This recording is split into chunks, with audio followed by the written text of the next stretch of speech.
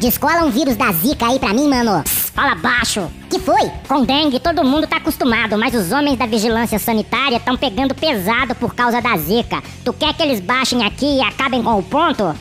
Foi mal, mas tu tem aí ou não? Velho, eu tenho dengue. Dengue eu já tenho. E não tá bom? Dá mais onda não, me dá Zika aí que falaram que o bagulho é louco. Velho, na boa, o Zaed tava tranquilo, a epidemia de dengue comendo, as autoridades dizendo que tava tudo sob controle, tá ligado? Ninguém tava nem aí com água parada, caixa d'água, mas tô vendo muito mosquito sangue bom dançando por causa dessa bosta dessa Zika. Só quero ver qual é. É assim que começa, depois tu vai querer mais.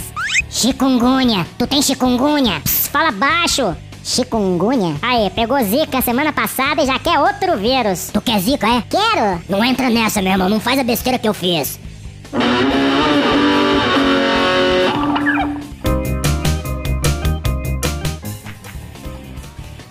Qual é a desse chikungunya aí? Cala a boca.